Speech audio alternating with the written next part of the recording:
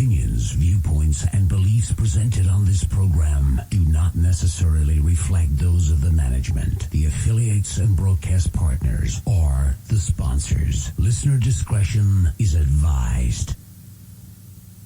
Between science and ignorance, there is filler.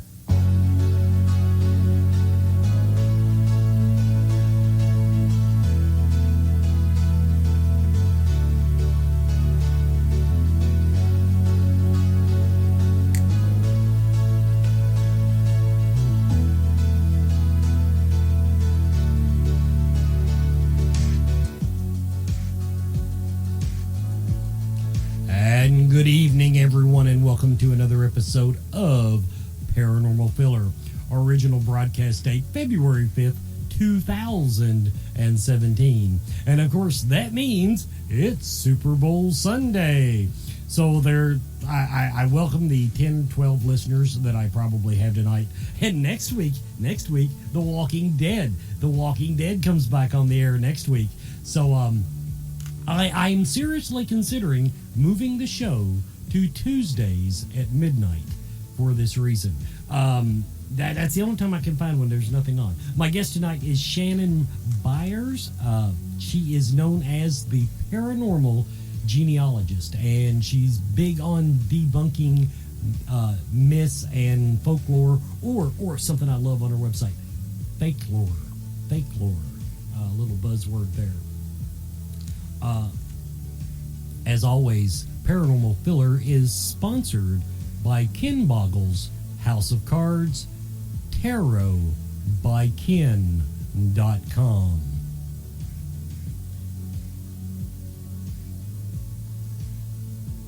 So anyway, I've been thinking about this. Another thing that's been going on, and I've complained about it on the show before. Twitter. People sit around all day and retweet all of my spam crap. All of the archives, all this, all that, all the little announcements that I make. Sunday night comes, starting about 7-ish, 7:30, everybody disappears. And I've got people on there that literally retweet. It seems, probably shouldn't say literal. It does literally seem that they retweet every freaking tweet that I do. And until Sunday nights, I'm just going to start blocking you people. It's showtime. Also, of course, if you're listening live, then you also can view live at paranormalfiller.com. There is a live video version of the show. Tonight we're experimenting with it also on YouTube Live, so I might have a few listeners over on YouTube.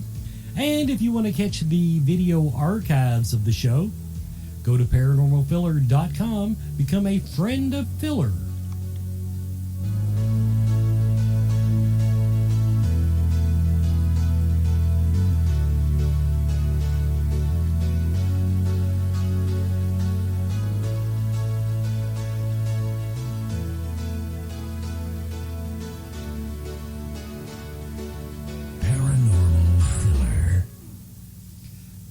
And Shannon, welcome to the show. Hey Wes, how are you? Just fine. Thank you for putting up with all the little technical glitches that go on. And anyway, everybody, we're talking to Shannon Byers, paranormal genealogist. First of all, explain to the listeners what is a paranormal genealogist? It's a term I invented to explain everything in what I do. Basically, as a historian and a family researcher and a paranormal investigator, I learned many years ago that combining the two was really important to be able to do an effective investigation. To me, knowing as much history as you can about a location before you actually do the investigation is so much help. It's hard to explain the difference. You know, I don't understand people that go in cold because, you know, the the EVP questions that you can come up with, the clues that you might have about what might be going on at the location, simply by knowing the history puts you leaps and bounds ahead of the game. You know, if you have researched a property and you know potential people that have lived there in the last, you know, if it's a historic property in the last 200 years, if it's a new property where the house was just built in the last 10 years and you know nobody's, you know, actually lived there longer than that, that can kind of guide you on what you need to do when you get to that home. So that's, you know, what I do is, you know, when I do family tree workups, I do land deed research, I do census research, I do town research, just so that I can know everything possible about the area before I do the investigation. Okay, I'm going to take you into the theory of this. I don't disagree with you. The only thing that when I was actually working with a group, one thing that we tried to do, we tried to have part of the group know as much of the background as possible. And I actually did have a couple of researchers that were just absolutely awesome. They'd actually go to the library. I hate the library. And they do deed searches and all this stuff. But now, I also, when I'm going into a location, especially if it's one that I think is overhyped, I don't know that I want everybody on the team to have that preconceived notion of who's going to be there. So how do you feel about that? Well, look at it this way. You know, you mentioned the term overhyped, which, you know, anybody that visits my website knows that what I do is I take these overhyped locations and give you the real history, because what they're telling you in, you know, the tours run by the tour companies at the places, the tours run by whatever paranormal investigator might be in charge of that location, the information that's given to you on TV shows, 90% of it is crap. And, you know, you've got these people, you know, if you've got an investigator that's coming into an overhyped location and they've heard all this misinformation, they're asking questions that are not relevant to the situation at all. You know, for example, you know, Old Charleston Jail. If you've got people, you know, they tout that she was America's first female serial killer and that she was the first woman hung in the United States. Well, if you go into Old Charleston Jail and start trying to do EVP sessions asking her, you know, why she killed all these people, you know, when she never killed a single person, what do you think you're going to get from her? Well, I mean, even a good cussing out is data. No, I understand that, and that is one thing we've talked about, and that is one of my pet peeves. And I'm going to tell you a little story of what happened to me.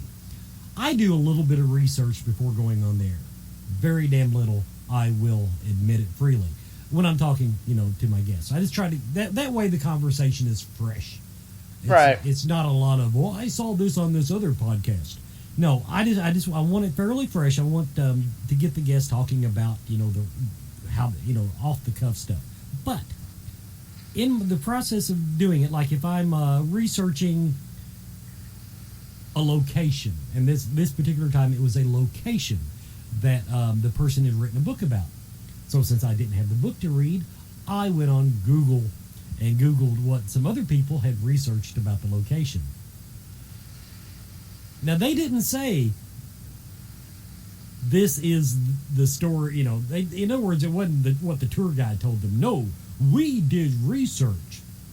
Yeah. Total bullshit. I got the author on, and this never happened. No, that wasn't right. You know, I finally had to take my notes and just throw them away. It was incredible. When we're talking about, we'll talk about it in general terms first, and then we'll get more specific, because that's the part of what you do that I find so interesting. Of the overhyped locations, so we're talking public locations right now. Do you think that the overhype has been something that they've done purposely to draw in the public, or is it a product of the TV show producers? Most of the overhyped stuff, where does this come from in your experience? Well, honestly, a lot of it comes from somebody who decided to write a book. Take Bobby Mackey's, for example. Right. That misinformation came out of a book that was written in the early 2000s, before it really started being shown on TV.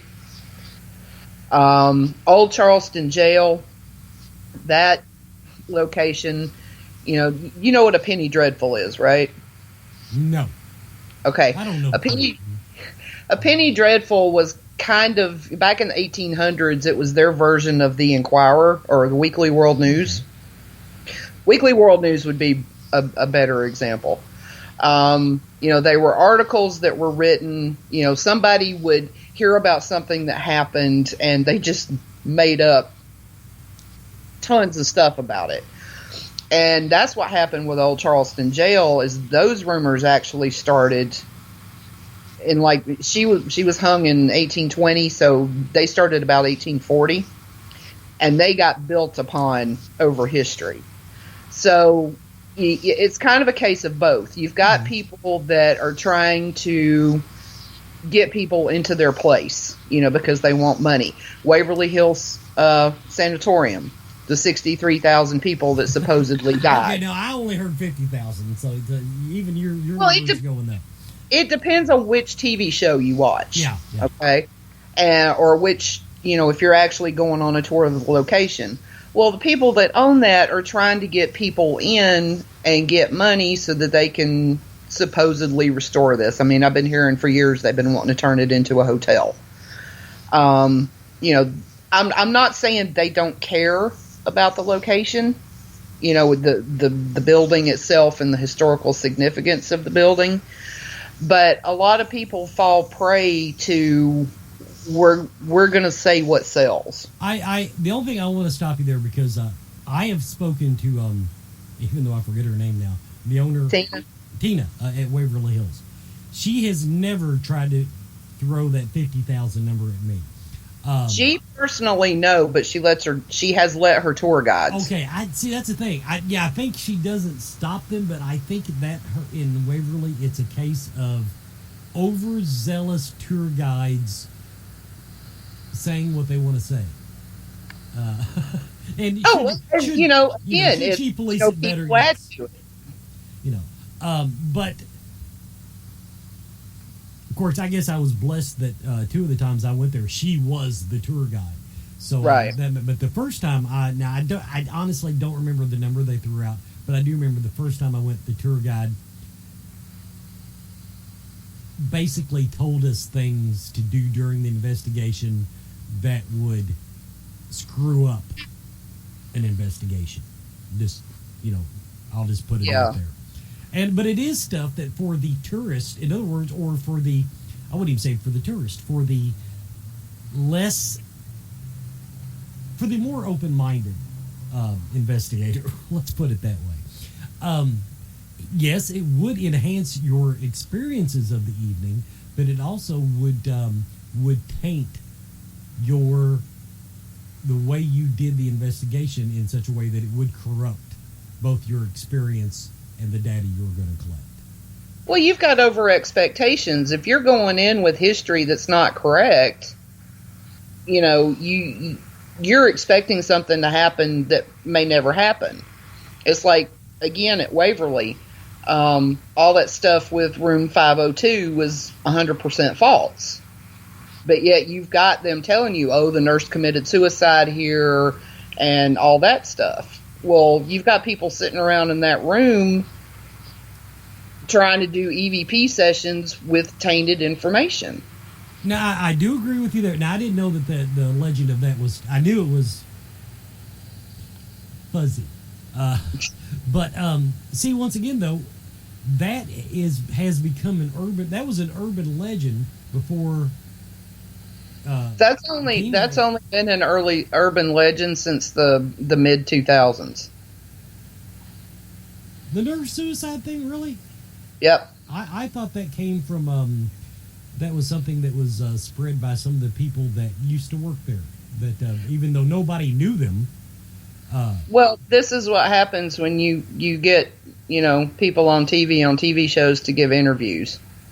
And if you watch some of them, there was a particular documentary that was filmed there that was kind of like an extra long trailer for a movie that was coming out pertaining to the death tunnel. And all the people in there that were interviewed that were supposedly people that had worked there, if you know which one I'm talking about. Oh yeah. Okay.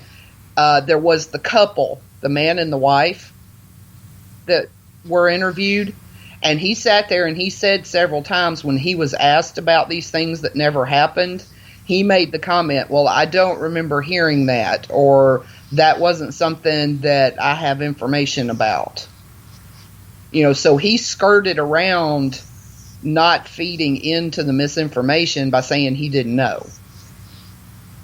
You remember what I'm talking about? I don't remember that particular. Go back and watch it again.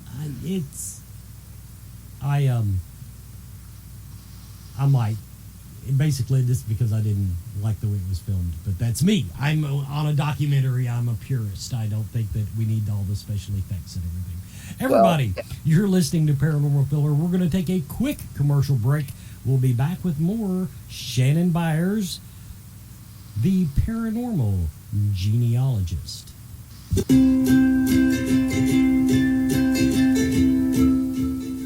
Valentine's Day is just around the corner.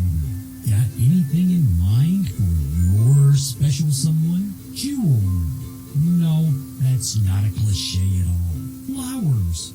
Great idea. Represent your love with something that will be dead in about a week. Lingerie. Yeah, miss that by a size or two and let me know how it works out for you. What you need is a Scarefest gift basket. You get a fully decorated, embellished gift basket ready for gift giving. An official Scarefest convention t-shirt. A horror-themed creepy note card for your sweetheart. A Devil Pez candy dispenser. A mason jar full of gummy worms or Sharknado gummies. A one-of-a-kind Scarefest-created creepy zombie plush. A 30-minute tarot reading from Ken Boggle. A 30-minute massage from Rachel Centron. A full 3-day pass or golden pass to the Scarefest. All this with free delivery. Act fast. This is a limited time offer. Go to scarefestradio.com and click the link to get your Valentine's gift basket.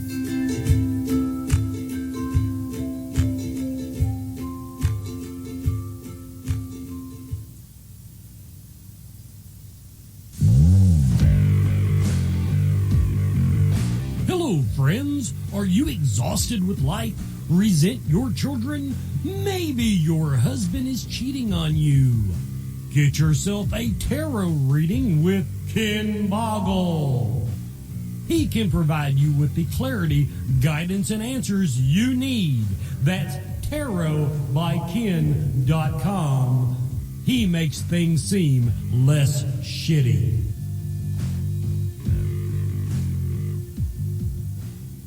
And welcome back to Paranormal Filler. Shannon, let's talk a little bit more about Waverly Hills. Then I want to. I love what you've found out about Bobby Mackey's. Now, first of all, everybody who's listening this, and I've said it before, I've been there at least 3 times that I can think of. The place, I believe the place is haunted. I don't dispute the haunting. We collected some good data there. We had some experiences. I personally had some experience, and I've heard too many people that I trust have solid experiences at the place. But what was the number you came up with that for the dead at Waverly Hills? It's between 5,000 and 6,000. Okay, that was the number. Somebody threw out a number to me that was way lower to that. 5 to 6,000 was a number that the math worked for me. But when they threw out 50,000, I said, there's not enough graves in the area. Now, to answer a question from the chat room, there was a question about, is there a cemetery on the grounds? And the answer is not that I'm aware of. And that's because most of the people that went to Waverly Hills had money. They came from families that could pay for their interment, correct? Right. Yeah. Nobody that died was buried there. There was never a cemetery that was associated with it. Yes, patients had to pay to be there. There was also a waiting list. A lot of people don't realize Waverly was cutting edge of tuberculosis treatment. People hear scary stories about these procedures that were done, but what a lot of people don't tell you is this was actually, new things that were being done that were working. Yes, they weren't pleasant. Most surgical medical procedures aren't. I mean, if they were, everybody'd love to go to the doctor. But, who do you know that says, oh, I can't wait to go to the doctor because I'm sick? No, it wasn't a private hospital. They did get money from the county, but it's not like it was a county-run facility like asylums and other places where they would bury the dead there. Now, since we've established that the nurse, see, the way I got that there was a suicide attributed to a nurse, although there was never anything about it happening in the building. And nobody actually knew if she was pregnant, but everybody's heard the story. But okay, so we've established there's really nothing solid to base that on. What about the homeless person that allegedly died, I think, in the basement or in the elevator shaft? That supposedly happened after it shut down as the senior facility. I have not been able to find anything that proves or disproves it. There are no newspaper articles about it. I have been working with somebody that lives local to Waverly to see if we can get our hands on a police report, since that would be public record. But since we don't know exactly when it supposedly happened, I can't say one way or the other. Okay. Now let's talk about. I love talking about Bobby Mackey's because that place,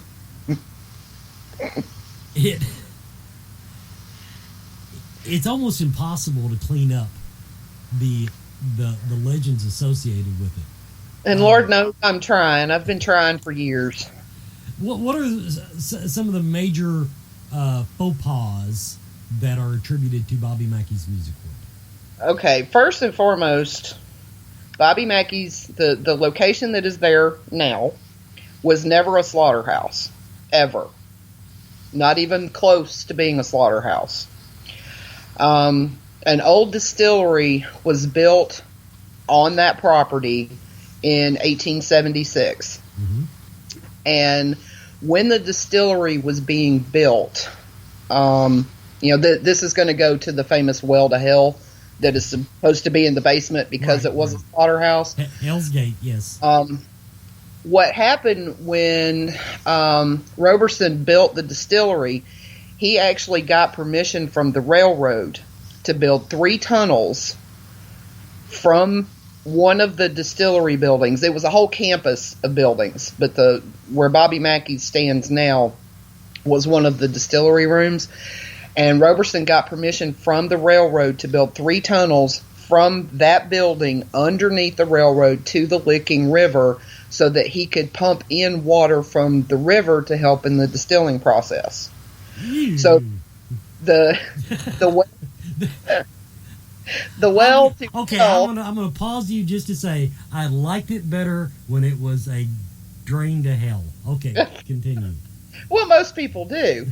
But, I mean, it went through a filtration system. It was just a way to get the water in. Okay. Plus, it kept the railroad tracks from flooding. if they'd have problems with the river. That's why the railroad company agreed to do it. So the well that is in the basement of Bobby Mackey's is one of those 3 tunnels that was originally dug in 1876. Yeah, now that's something. I've never had anybody that works at Bobby Mackey's try to say that was anything other than a drain. I want to make that very clear to everybody. That pretty much was propagated by one of the TV shows. Yes. Was it in the book originally? Is that where it came from, or was it just... No, the problem that came out of the book was the whole supposed satanic ritual of cutting off Pearl Bryan's head. Okay. Now, talking to members of the family, now that did happen, but it was like miles down the road. Or not down the road, but I mean miles from the location. Okay, keep in mind, that was still a distillery in 1896 when Pearl was murdered. Okay. It was an active distillery. So there was, no abandoned building where anybody could have cut her head off and just gone in there and thrown it down the well because they were making liquor there. There were also no, I've done extensive research on satanic groups. There was no satanic activity by anybody in that particular area in 1896. Her head was, cut off. Anybody that knows the area, if you know where the YMCA is over towards Fort Thomas. I don't, but... Okay. Anybody that's familiar with the area, if you go towards Fort Thomas, which was actually, she was murdered there. And the YMCA is what's standing in the place where she was murdered today. Her head was cut off. They did never find it. They know that it was transported in her own little valise because when they found it when they were doing the investigation, it had blood and hair that resembled hers inside the valise. So they know that he took it back into, Scott Jackson took it back into Cincinnati after he killed her. Okay.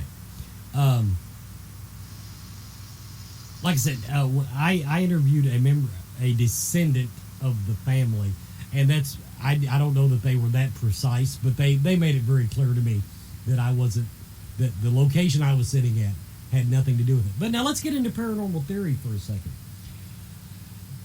Do you think that all of the evidence that's been collected over the years of people walking in there and yelling for Pearl Bryant, and getting the EVPs and this and that and the other, do you think that's all just really bad evidence interpretation, or... Yes, bad evidence interpretation. Okay. Because there is the theory, which I call it the tourist ghost, but there actually is a real theory that has a name, where if you go into a location expecting a particular haunting, that you can manifest said haunting in real measurable terms. Now, there's one theory that it's all in our mind and we are projecting it through whatever mental process that would be. And so, in other words, if you get an EVP, you projected it into the recorder. My thing about it is, I believe what I call the tourist ghost, which is if you stand around long enough yelling for a particular ghost, someone from the other side of the veil is going to come around and go, yeah, I can do that, and start making up stuff and give you a haunting. Well, you could add something to that. One thing I do need to specify, because I don't want people getting mad at me. When I do the research on these places, I am debunking the history that they are being fed. I am in no way ever saying that these places are not haunted. Right. Because there's enough bad stuff that happened around Bobby Mackey's building, with all the hangings and the bridge collapse, there's more than enough that happened that could make that area haunted. So I want to make sure that people understand. I'm not saying Waverly's not haunted. I'm not saying Bobby Mackey's isn't haunted. I'm saying Pearl Bryan's head wasn't thrown down the well to hell in the basement. And but that does lead to the idea that of all the ghosts that might be there, she's not likely to be one of them. More than likely not. No. But if you want to go back to play with your theory for a minute, contrary to what a lot of people think, ghosts are not stuck where they're at. They can freely travel back and forth, as is evidenced by we investigators who have things that come home with us when we've been investigating. They don't have to stay where they are. So you could kind of expand your theory that if you're standing in the basement of Bobby Mackey's and you're calling out for Pearl Bryan and she happens to be 5 miles down the road and hears you, she may pop up and say, "I'll help you out."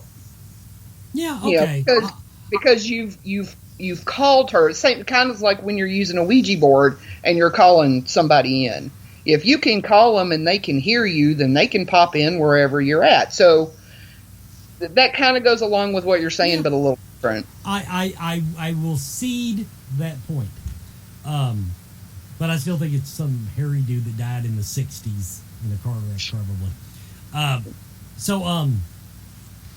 Now, okay, we've established that the drain was basically a tunnel. Had nothing to do with it. Now, after it was a distillery, did it? I never really understood the basement of the place. Okay, the one corner in the basement. It was described to me that for a while that was essentially an old-fashioned strip mall. In other words, the rooms downstairs were not so much rooms as they were individual buildings that sat there at one time. Well, and the thing was built on top of it. One thing that I have to say is, where my research stops is with Pearl. Okay, you didn't go forward. Now, the distillery did burn down. Mm-hmm. Okay? Right. So there's nothing of the distillery left, but when they came in and built the, for lack of a better term, the speakeasy. The Latin Quarter. The Latin Quarter, yeah. Right. Okay. It was built on top of the ruins that were left from the distillery. But I can't tell you in what order was built there. The only thing I can say is, because I researched prior to the distillery through the burning down of the distillery, that time period. Okay. So that there was never a slaughterhouse. So you haven't even got into the whole Johanna thing. No, I refuse to go there because there's just so much of that was in that book that was written around 2005. And I never, and this will make people mad, but I never found Carl credible. I do believe that he suffered from mental illness. So I think a lot of the stuff that Carl, the caretaker, put forward was not true. Okay. And a lot of hype was built around that. So, since there was nothing about Johanna before that, you've got to kind of look at where those stories and when they started. Gotcha. Okay. Yeah, if you go back, there's nothing to prove the story before, say, 2005. Fair enough. Everyone, we're going to take another commercial break. You're listening to Paranormal Filler.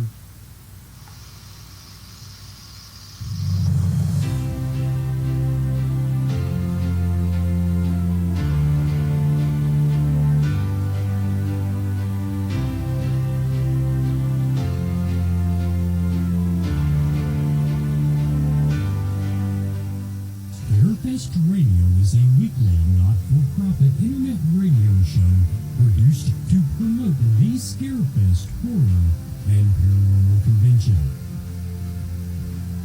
And by not-for-profit, I of course mean that I'm not making any it's starting to piss me off. So Scarefest Radio has set up an online store where you can find your favorite Scarefest Radio logo merchandise featuring some of the famous quotes heard on the show. Go to scarefestradio.com, click any of the Buy Scarefest Stuff links, and show your support for our high-quality programming.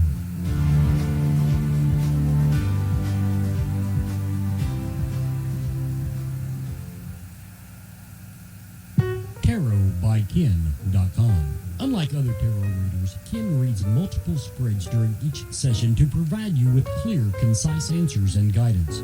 Don't take my word for it. I'm just a voice on the radio. From Kelly, one reading with Ken completely changed things around for me. Jennifer, I feel so rejuvenated about my life. Melissa, it has changed my life. Visit tarotbyken.com to arrange your own tarot date, or you can call or text Ken at 859-229-4833. And welcome back to Paranormal Filler. Now let's talk about your book. Let's see, it's How Not to Ghost Hunt, correct? How Not to Be a Ghost Hunter. How Not to Be a Ghost Hunter. I actually had it pulled up and then I didn't write it down for some reason.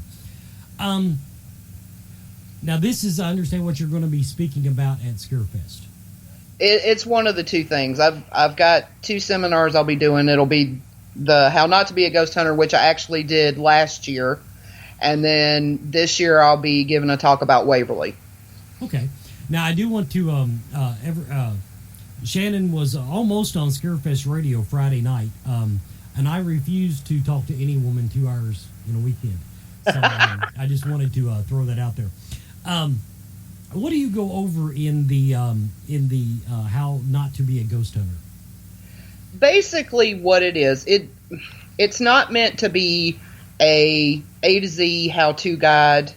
I wrote it as a conversation between me and the reader of things that I have learned over the last 40 years that I have been looking for ghosts.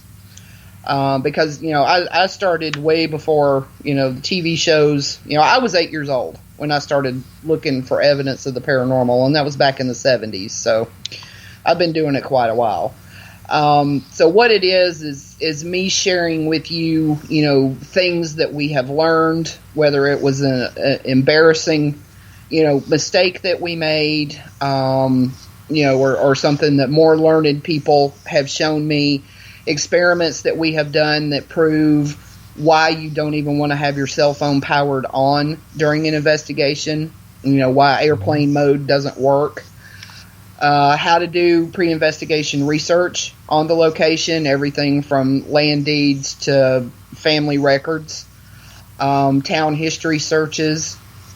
It talks about, knowing what your photography and your video equipment will do, and, why you get those little circles of confusion that people call orbs and why they're not ghosts. Just that kind of stuff. It's 100 or so pages of me sharing with you what TV has tried to show you and failed. Let's get a spoiler out there. I want to hear about the cell phones. Okay, now I dislike cell phones across the board. I don't even like to use them for EVPs. People use the little recording thing. And now my thing on it was always one of the big skeptical things about EVP research in general is that most of our recording equipment is not particularly well shielded from radio interference. Correct. Now, when you use a device that is by definition a radio, yep. In other words, I'm not saying it doesn't work, but I'm saying you just put it out there ready to be debunked. Ready to have skeptics go, heck, that was on a cell phone. Yeah, exactly. Now, but tell me about airplane mode, because I've had this discussion. I don't, I like to, the cell phone's off. What have you found out about airplane mode that might make a lot of investigators go, oh, I didn't know that? Okay, let me preface this by saying that where this knowledge comes from. You know, my husband worked in the RF shielding field for over 14 years, and his job was to build what are called anechoic chambers to test cell phones to know what would and wouldn't kill the reception for a cell phone. You follow me? Mm-hmm. Okay. So everything that we've ever done, it's because of his engineering knowledge in building these things and knowing how cell phones work. Even when you put a cell phone in airplane mode, the Bluetooth still works. Your Bluetooth is still going to interfere with your other equipment. What if Bluetooth's turned off?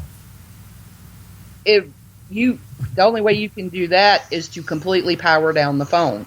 Oh, okay. I thought that's what the little switch on. No. No. People think that, but no. Even if you've got it in airplane mode and you say Bluetooth off, your phone is still trying to do things as long as it's got power. Okay. It doesn't stop. You cannot stop that unless you cut the power completely off, which is what we make people do when we do an investigation. When we give our How Not to Be a Ghost Hunter class, we show you how the phone is still affecting your K2 meter or your millimeter or other things, when you're in investigation. See, now one thing, and I have been slow to embrace, as in I have not embraced any of them yet, the ghost hunting apps on the phone. Now, I'm not talking about the real bogus ones like Ghost Radar. No. I don't even know if it's bogus. I'm just saying I don't trust it. But I did have a guest one night back a couple years ago. I think it was on the Paranormal Icon. But this guy designed software for phones to measure, as he put it, quantum interference. Is the circuitry in a phone delicate enough? Are the sensors in a phone accurate enough to measure in a meaningful way any of that type of energy? No.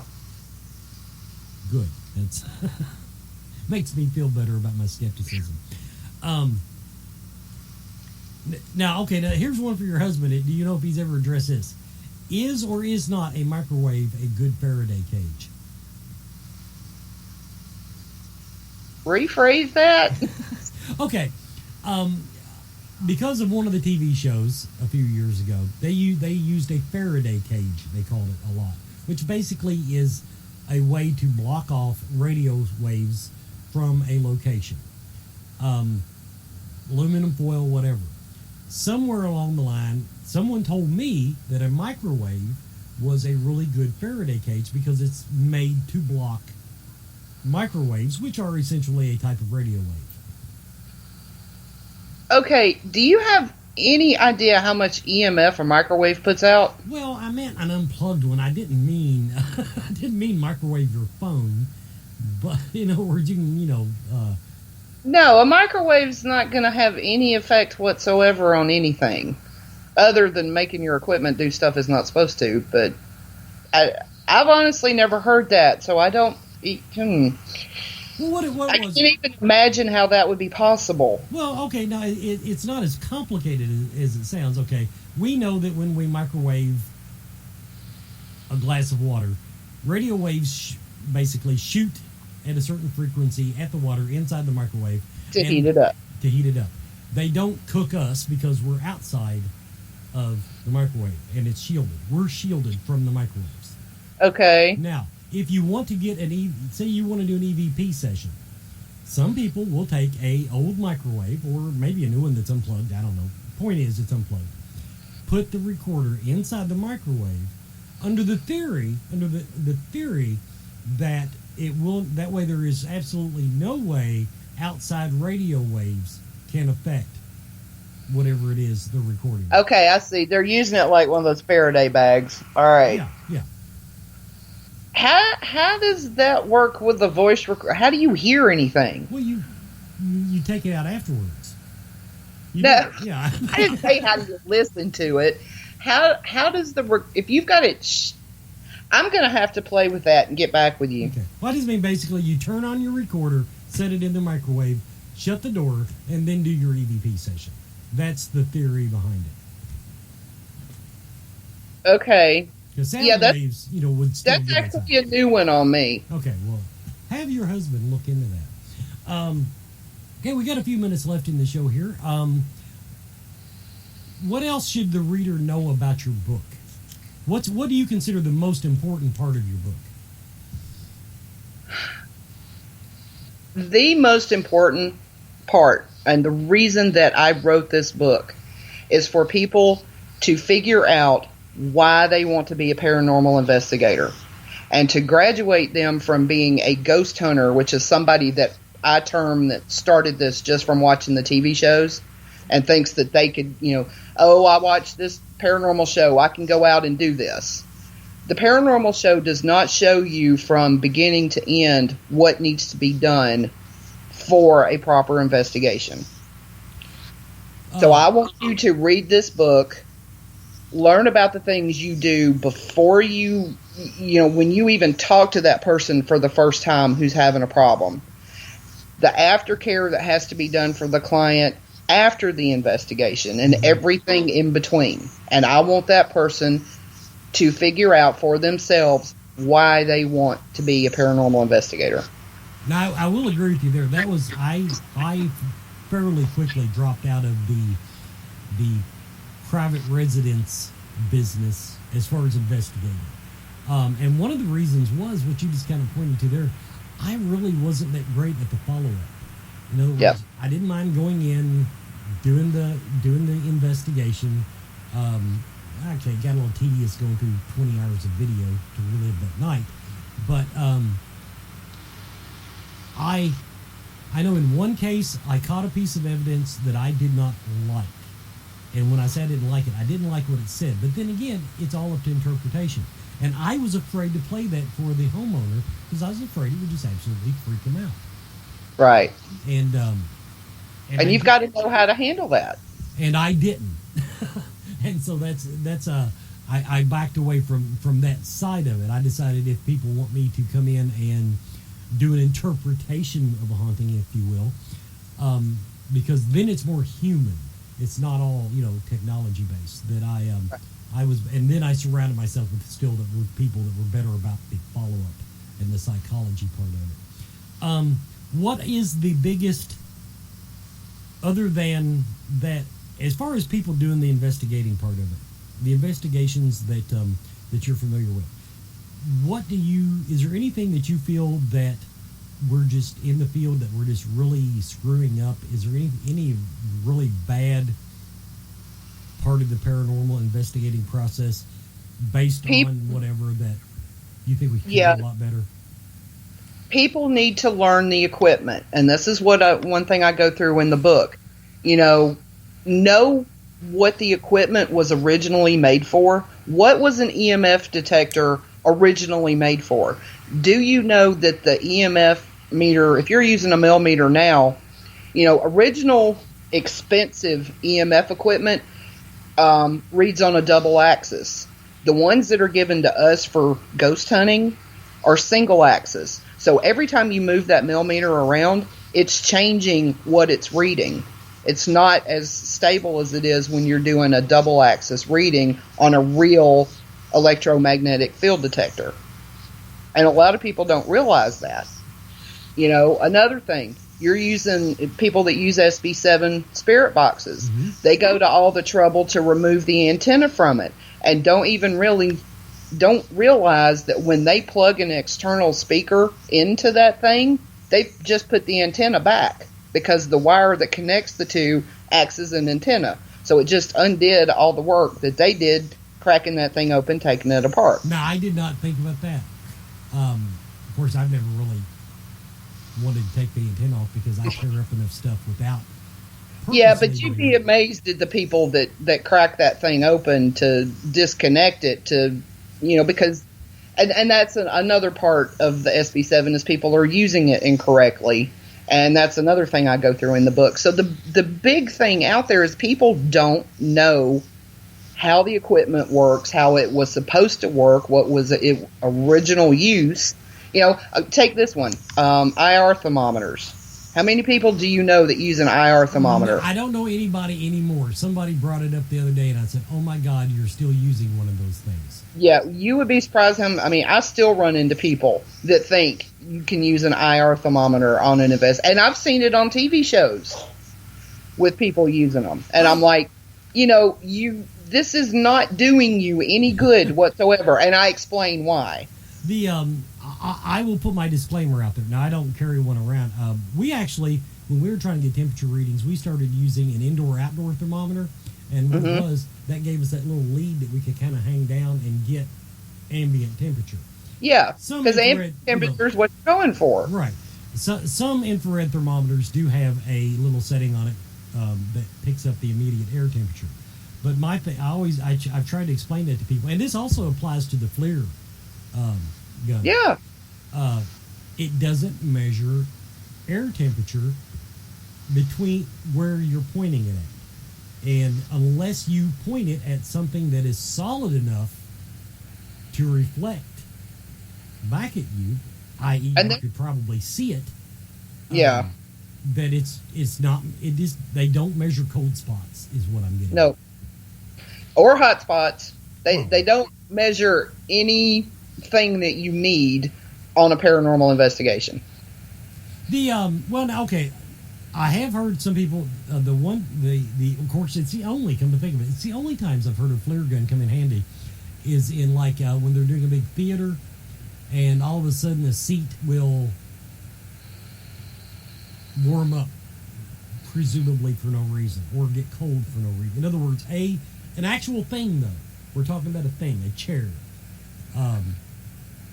So, I can see,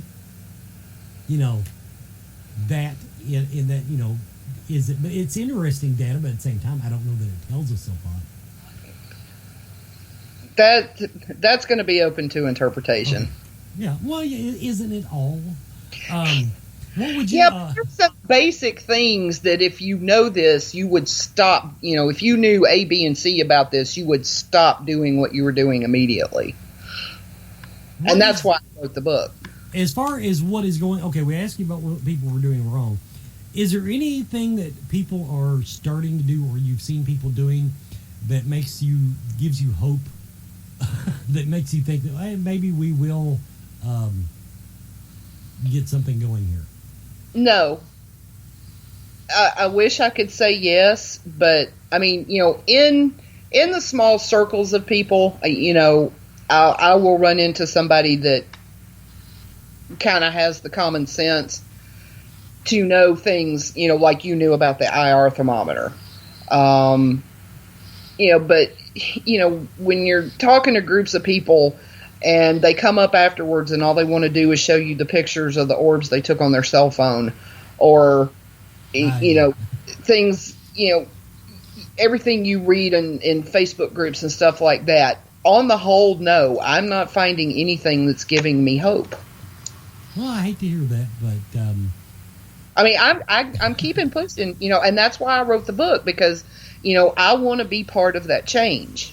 I want to be part of the group that turns the tide, so to speak, and does make me be able to, answer that question and say yes, I am hopeful. Well, everybody, we're at the end of the show. Let's get the plugs in here. On top of social media, I would suggest going to paranormalgenealogist.com, paranormalgenealogist.com, and that's where she has the Debunking Haunted Fake Lore headline that I just absolutely love, that little play on words there.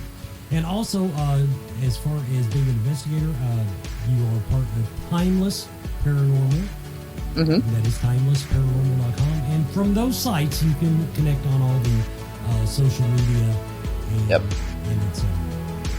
And check out Amazon to get How Not to Be a Ghost Hunter. Well, and there's a big picture of the book on both of the websites. Well, yes, there is, but I'm sure they can find that link. Everybody, thank you so much for listening to Paranormal Fellows. Shannon, I want to thank you for coming on, and looking forward to seeing you again this year at the Scarefest. Thank you for having me, even though you didn't want to talk to me twice this week. I understand. Thanks, everybody, for listening.